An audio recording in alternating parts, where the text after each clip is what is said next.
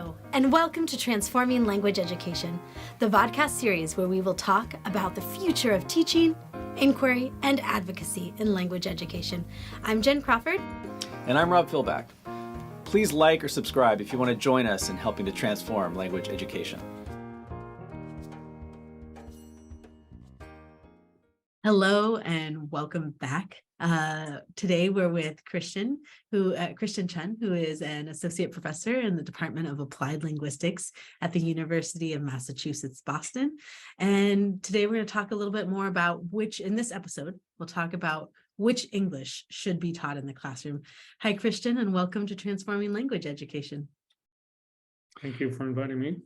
So, Christian, this is such an interesting topic and such an often talked about one.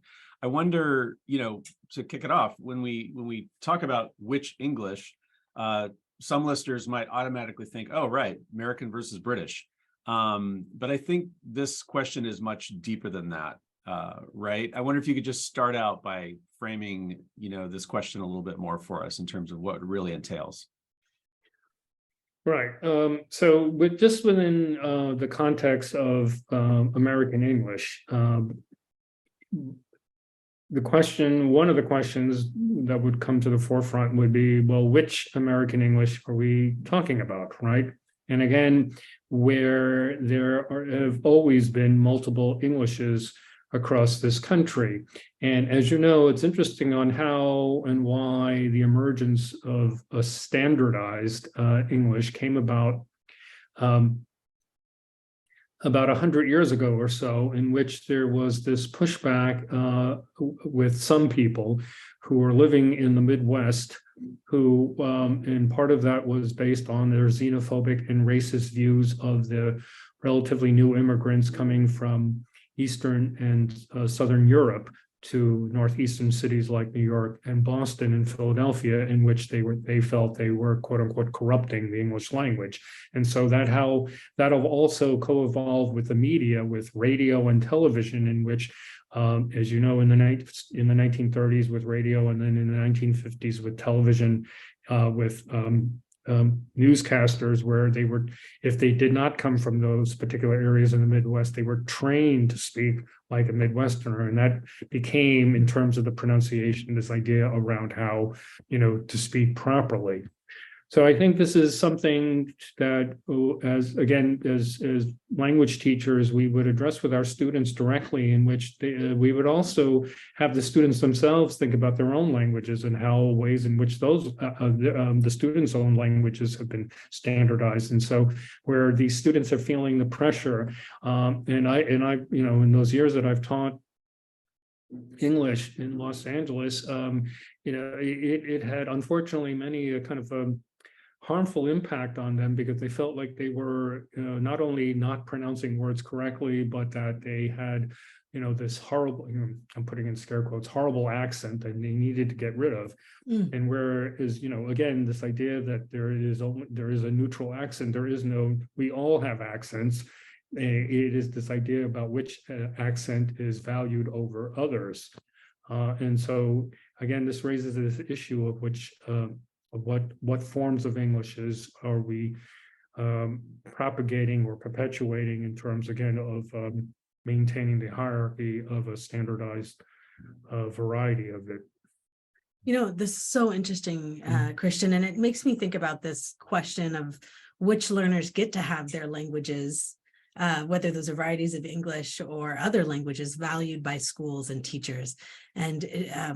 And I'm wondering if you could think of any examples, even in your time teaching in LA, given that context of California, that English only statewide propositions like Prop 207 were in direct response, not to other languages in some cases, yes, but also to what was framed as pushback against students speaking Black vernacular English, or at the time, which was called Ebonics, and this idea that somehow teaching other varieties of English in public schools was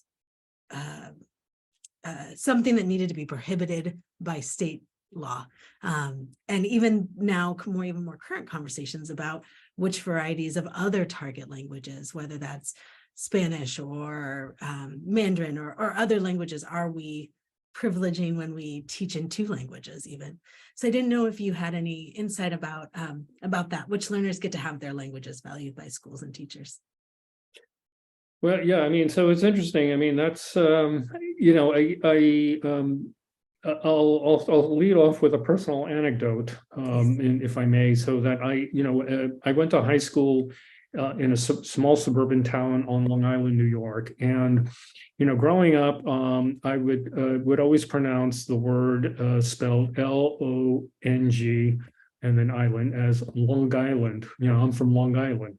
And so it was interesting when I went to a private liberal arts college in Eastern Pennsylvania, Franklin and Marshall, where I would tell my new classmates, oh, where are you from? I'm from Long Island. And they would look at me, they were like, oh, you mean Long Island? I was like, okay. And it was also interesting where I met a classmate where I said, oh, so where are you from? And they said, New York City. And I said, really? You don't sound like a New Yorker. Where in New York City do you live? They said Park Avenue. And I was like, and that was my introduction to applied linguistics, even way before I formally started learning about it. And so, but going beyond that, in terms of, the research, as you know, has shown again and again where students who are in multilingual classrooms, where their languages that they bring into the classrooms that are acknowledged and they're able to use are always academically more successful than the students whose languages are literally shoved out the door. And so, this policy of like, oh, English only, well, we're going to help you because we're going to only be teaching. It is completely invalid based on actual facts, on actual research showing that students, when they have their languages recognized and valued and quote unquote allowed in the classroom, that they do much better. Because again, it brings into the forefront this idea around how students, again, even before taking, or even if they don't ever take any classes in applied linguistics, where they're already very aware of their linguistic choices and the ways in which the speaking are going to be seen as valued or not. And I think this is important where, again, going beyond the classroom, where the curriculum and the state itself needs to catch up with the times. It feels too like, there's some cases where it's very, this type of discrimination might be very overt, even state intervention, outlawing preventing certain forms of English being taught. But most of the time I'm thinking it's very quiet, very subtle, perhaps implicit or implied. And given that context, and yet how powerful even those experiences are for learners, like, where do we go with this as teachers? How do we as English teachers do good work without perpetuating linguicism and racism, having these kinds of biases overt or implied as part of the classroom and learning environment that we create? How do we do this? What are some steps that we should be taking as teachers? Yeah, so I mean, I think, just on a kind of an everyday level, and where, if you're in an English language teaching classroom and, you come into the classroom as teachers, and then, the students are speaking to each other. If some students sharing the common languages and they're speaking to each other in other languages, and where the teachers, we don't say, okay, could we all speak English now, or English only? And, or, when you ask, this has happened time and time again with all of us, right? When we might ask a question and the student doesn't understand, and the student might turn to a fellow classmate who shares, again, a language, and they talk to each other in a language. It's like, okay, and, what does the teacher mean? And where, again, not all, but some teachers, or many a teacher might say, no, please use, practice your English. Again, that has that detrimental effect of where we, embrace it and just, it should not be an issue if students are speaking other languages, because in the end, it's, well, they're going to be administering tests and whatever assessments through English anyway. So in these spaces in which other languages are spoken, it's like, okay. And so I think that's just on one level, but there's so many other levels, again, in terms of, again, with the huge issue, as you know, with the standardized testing, I think that is a huge block. And this is something, again, that needs to be kind of a united front, as it were, but like this idea of dismantling standardized testing, which has been just so, yeah.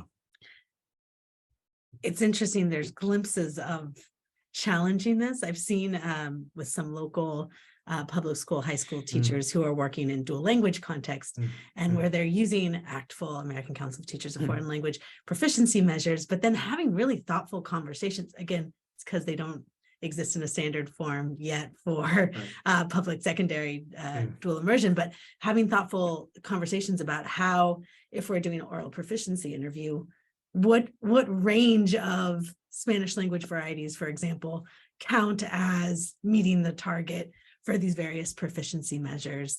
To what degree is code switching or translanguaging acceptable if it's used in the current context? So it's a fascinating area. I think that there's still some area to push on, even though maybe in some of the standard English assessments we've lost that battle and need to have a more united front. I want to turn to one other kind of area that this applies, or there's many areas. One other area that I've seen this often discussed is, where do you suggest that teachers can get curriculum or authentic academic texts that students can culturally relate to, and that promotes critical discussions and inquiry in multiple varieties of English, or even in students L1?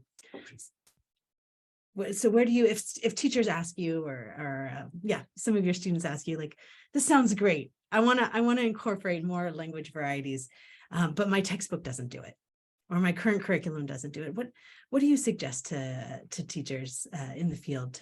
What do you suggest they do? Right. Well, there are several sites, one of which, as you know, is Rethinking Schools, that offers alternative curriculum. But it's also like where, I'll just again draw on my own experience, where I worked with a public school teacher in the Los Angeles area